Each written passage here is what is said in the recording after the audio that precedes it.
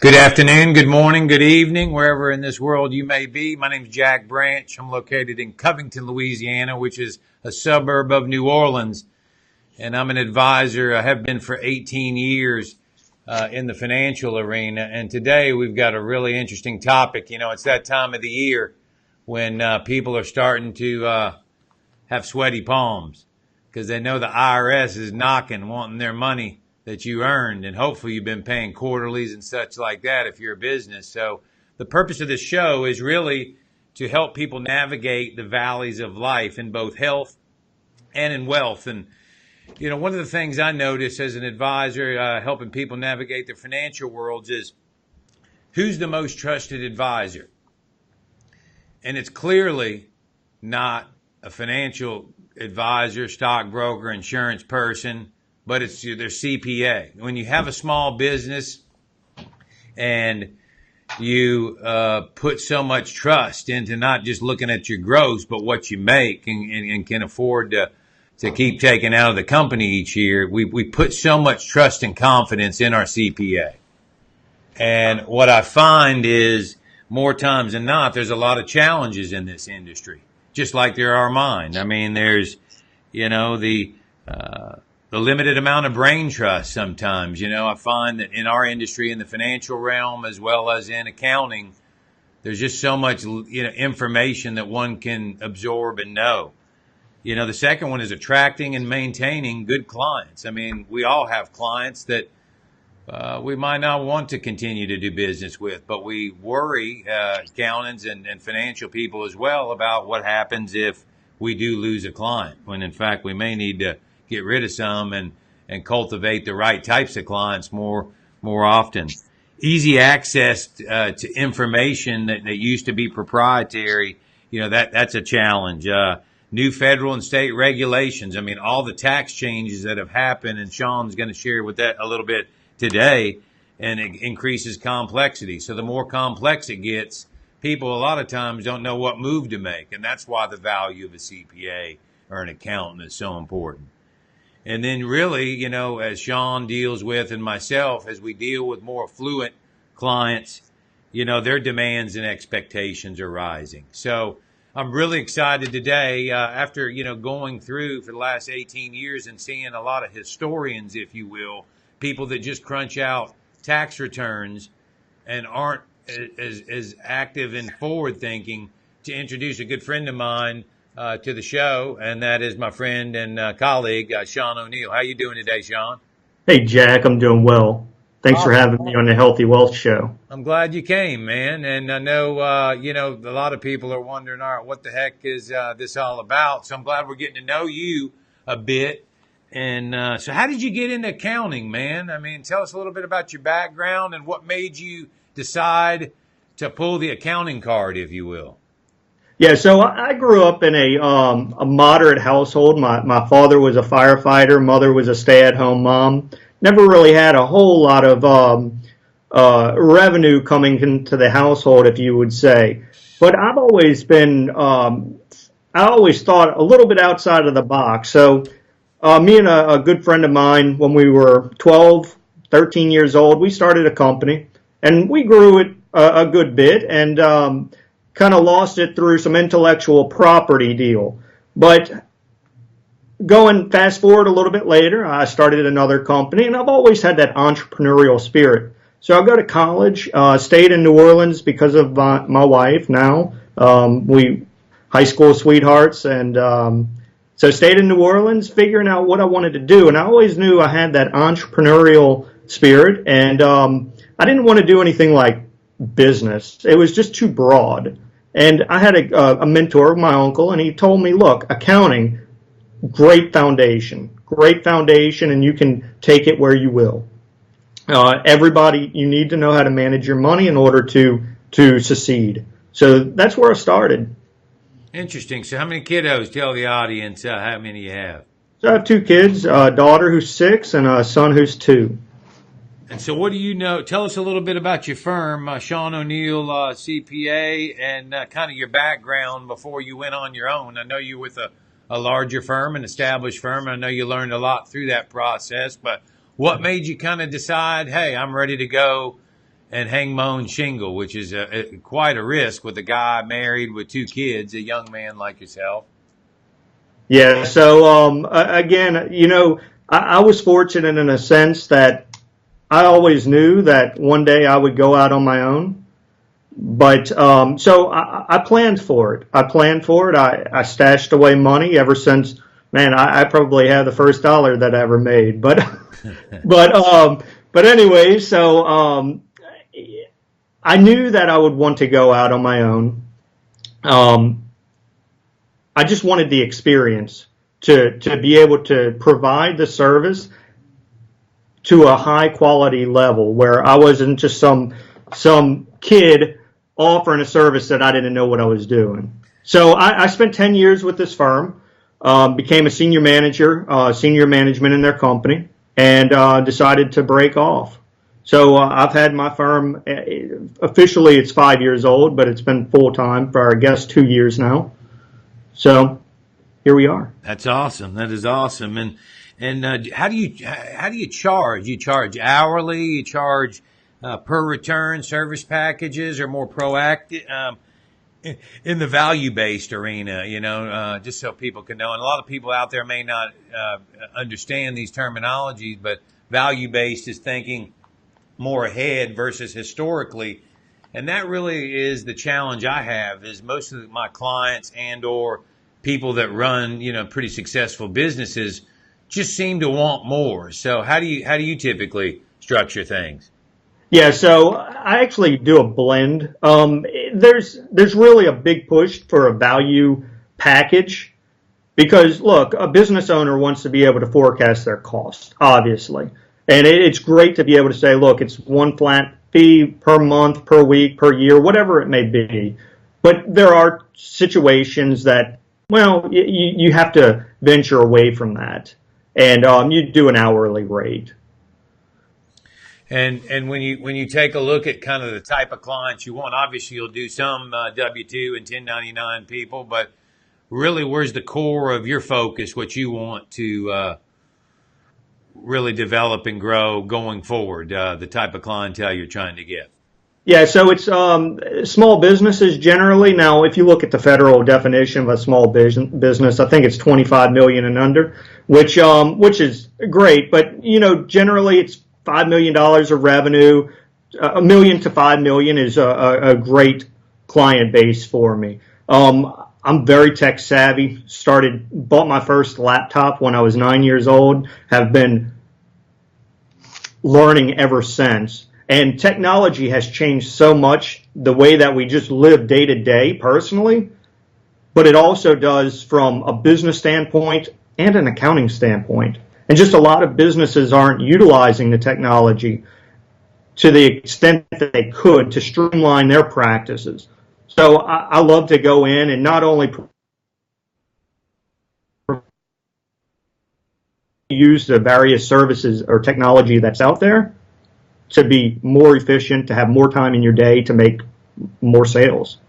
Right, because why is a person, operating in the dark ages in this day and age when in fact they can be operating more efficiently? I think that's where you and I align so well as, so many of my peers in the financial realm just focus on return. Well, if there's a huge amount of drag on the return that costs you an excess amount and you net it all out, you start to analyze, was it really worth it? And I know you have done quite a bit of that. I mean, even with working with me and other people that I've referred you to in terms of just streamlining processes and procedures. Give somebody an idea about some areas where you see things kind of antiquated or in the dark age where they could ramp up some things here and there without giving all your trade secrets or information away. But yeah, I mean, look, it's really a team approach. I would say it's not just going to a CPA to say, look, you have all the answers. I don't think that's not the way it's going to be. At a firm like Ernst & Young or a big firm, yeah, they do have everything under one roof. But let's face it, not everybody can afford an international firm. So that's when you take the team approach and you say, look, can your CPA provide, do they have the resources and the team to bring together different things like estate planning, business financing, insurance alternatives like captives, things of that nature, really thinking outside the box rather than checking a box.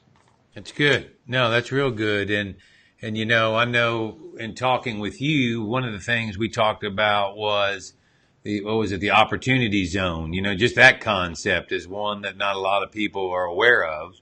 Oh, it's a big one. It's probably for a select market, the Qualified Opportunity Zone Fund. It's one of the new provisions under the Tax Cuts and Job Act that it's getting a little bit of highlighting, but not enough. Because basically, you took the 1031 exchange for real estate or the 1035 exchange for insurances, annuities, and you made it for stocks and bonds, basically any capital asset. Now, again, it's one of those things that it's not for everybody, right? But it's something that your advisor should be bringing up to you. Yeah, and if they're not, you really should be asking yourself why not. And I think it comes back to this limited brain trust, limited geographical information, and if you really rely on just the local folks to handle it all, without really going beyond our backyard, you're really just going to get a limited amount of value or knowledge. And so talk about a little bit, if you would, what it looks like to do business with Sean Oneill, CPA, and what a new client that's right now kind of not happy per se with their CPA. Obviously, if they're happy with their CPA, they would stay put. But what would that look like? How would they engage you? How would you engage them in such a way that, it's seamless and they can feel confident about you doing the work? All right, so I still think a lot of the CPA firms, they act as, how can I put it? They act as their sole proprietor, and I'm talking any range from the sole proprietor up to the big dogs. But rather than acting as one whole business and trying to streamline processes, sometimes I feel like they're operating, let me just get the next thing done, rather than investing in the infrastructure to actually own a business. Because for me, I want a business. I don't want to be an employee the rest of my life, in a sense. And I feel the business owners that I work with want the same thing. So I find ways to streamline the communication. One of the big issues that I hear all the time is I can't get in touch with my CPA. That's one of the biggest things that I hear when I pick up a new client. I can't get in touch with my CPA. Well, with technology that it is, you should be able to get in touch with your CPA relatively easy through cell phone, email, text messaging, Skype, whatever it may be. So those are things that I leverage to bring a more seamless transaction between my clientele and my firm. And you probably see it all the time where a guy goes and purchases a building or makes a large capital expenditure like me and doesn't necessarily consult his CPA ahead of time. Tell the viewers, if you will, why that's important, like on a piece of real estate or, other large purchases of capital equipment towards the end of the year, and what's changing a little bit in some of these tax changes federally and state that you're noticing. Yeah, so, with proactivity, your CPA, as you mentioned, is your best, I don't want to say best, most trusted advisor. And it's that general practitioner, if you will, that can really bring other resources into your business. It's a person that can raise the antenna to say, we need to bring someone in here. But if you're never sharing in real time what you're doing, that your CPA, you're not going to get value out of them. Right. Unfortunately, you just won't. The CPA needs to be in line with your business and your transactions as it's going on. If you're telling them a month down the road, well, maybe we could have structured the transaction a little bit differently and saved tax, mitigated some risk, whatever you have. I had a prospect meeting the other day and sitting down in the room, and I look at the return. She tells me about the business, and instantly, I said, look, you're structured completely wrong. And within minutes, we can restructure to save upwards of $20,000 a year. Wow. I mean, that's just $20,000 that was going to go out of their pocket to the Department of Treasury just by a simple thing of how to be structured correctly. So what other things out there, viewers, are you guys not seeing, not paying attention to that a guy like Sean or a proactive CPA like him could find? Well, one thing you mentioned earlier was demand and expectation. Sometimes I feel like the client doesn't know what to expect. You know, I read a survey that was done a few years back that 88% of individuals and businesses that use CPAs are fairly happy, yet 70% of them only use a CPA for tax preparation. Wow. The other 30% use them for planning as well. You know, if only 30%, what's the point of going to the CPA if you're only doing tax preparation? Now, look, there are some times where preparation is a little more complicated than going to an H&R Block. I mean, generally that's the case. Yeah. But if you want to really leverage the CPA, you need to understand and demand that I want more. And are you going to pay more? Sure. But hopefully that planning is going to far outweigh the cost. Right. I mean, you know, I just had a situation with a client that he makes and they had about 500 grand out of the business. And due to the forward thinking ability of the CPA and some strategies they implemented in the business, it put another 50 grand right to the bottom line. What did that cost them?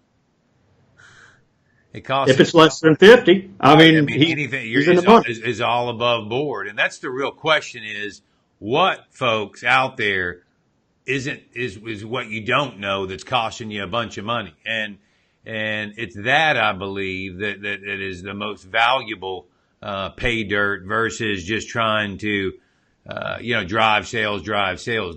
Paying attention to those expenses and the cost structure in such a way that can add more to the bottom line, meaning you have more lifestyle and more enjoyment and more savings. Hopefully, you're not just consuming it all. Is really the essential ingredient that I think a lot of people aren't thinking. And I hope you'll share this, like this with others. Follow us on YouTube under Jack Branch, and I should have it under the Healthy Wealth section of that. But tell us a little bit about what you're seeing as a whole coming up from some of this tax change that a lot of small business people are going to be like, uh-oh, especially around like unreimbursed business expenses. So from an employee standpoint, yeah, the unreimbursed business expense is going to be huge. It's going to be huge, and you really should be pushing your employer to structure a little bit different. And if you're the employer, know that your employees are feeling, hey, look, I can no longer deduct my mileage. I'm getting an auto allowance that I'm being taxed on, but then I can't actually write off any mileage that I'm using to do my job. So maybe you want to set up an allowable plan where they just do a reimbursement. You get to deduct it, they're not taxed on it. It makes your employees happy, you still get your deduction. So things of that nature, yeah, it has changed. The 199A deduction, which is the qualified business income deduction, hopefully you've sat down with your CPA and talked about, hey, how is this going to impact me? Especially if you're in a service-based industry, how can there are thresholds in getting the deduction when you're in a service industry, and you want to be able to plan to make sure that you're in fact qualifying, because it's a huge deduction. And I think the whole key to this message is just what he just said is plan. You know, people don't plan to fail, they fail to plan. I mean, that sounds like such a cliche, but it is the truth. And, you know, just this morning I'm talking to a guy with a business that's over 100 years old, and the whole estate almost went to caboodles because they had to liquidate all this other stuff just to pay the feds off, and they hadn't done really any adequate estate planning. And that's the value you get from somebody like Sean and even myself of trying to think ahead, think about the potential landmines to avoid, and by avoiding those landmines, you're going to come through with all of your appendages. And that's really the name of the game, is to play the game strategically versus, oh my gosh, how do I react, but more of a response versus a reaction. So how can people get a hold of you, Sean, in terms of to find more about you? I know you are in Louisiana, but do you do business outside Louisiana, or you primarily try to keep it right here these days? No, I have clients in Montana, Wyoming, D.C., New York, California, Florida. And So I'm pretty widespread. So, but my cell phone, it's open. Call me. If I can answer, great. If I can't, I won't. I'll get back with you. And what is that way to reach you? I know you're working on updating your website as we speak. So what about, so that's in process, but how can they just reach you to at least sit down for a consultation to, see what you do? Obviously, they've heard a little bit about it, about what you do, but how would they do such? Yeah, so my email address is Sean, SEAN, at Oneill, ONEILL hyphen, CPA.com.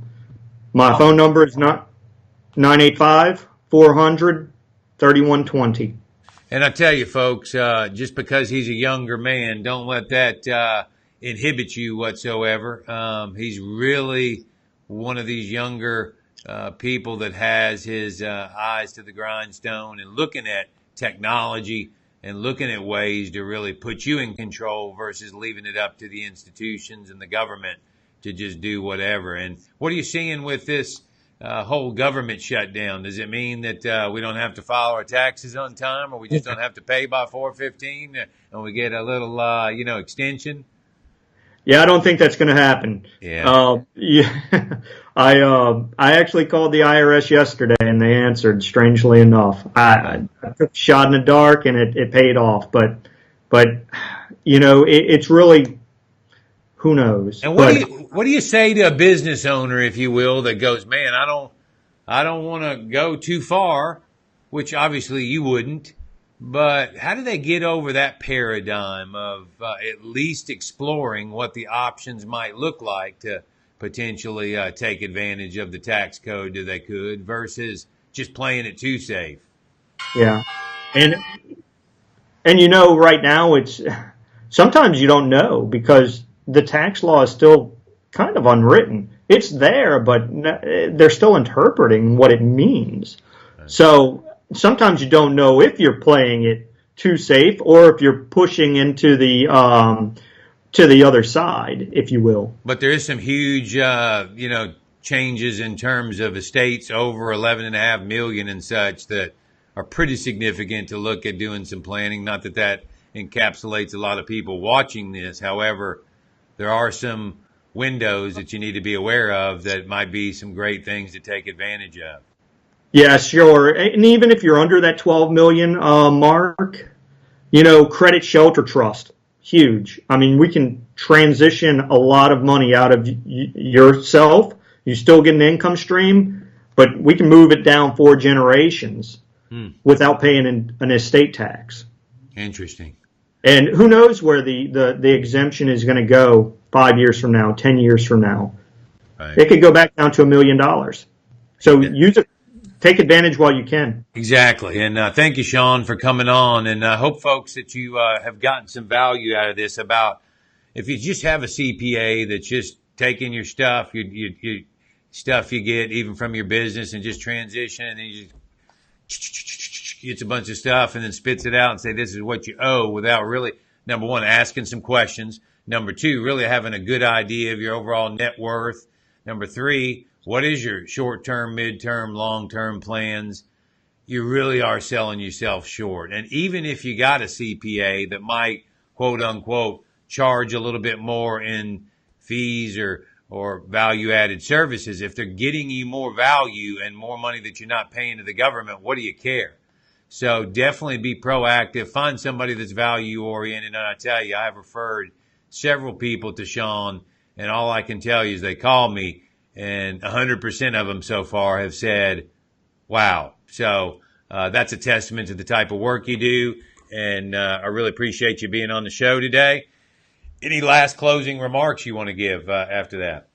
Yeah, I just want to thank you for having me on. I appreciate the words, and yeah, thank you. If anyone wants to reach out to me, we'll leave my contact information in the comments as well. Awesome, and thank you guys. When we'll do the next Healthy Wealth show, I think next week we have two guys that will be very exciting to hear from. One is going to be George Gomez with Gomez Pine Straw, how a guy basically has built an enterprise on stuff falling from the trees and turn that into money. And then a entrepreneur. I'll be in San Diego next week, but I'm going to still do the show on Thursday with David Crace, that is a really, really innovative healthcare leader. So we look forward to seeing you next week. Definitely share this information. And if you aren't happy with your CPA, contact my friend Sean. You'll be happy, and you'll have an awesome day, and we'll see you on the other side.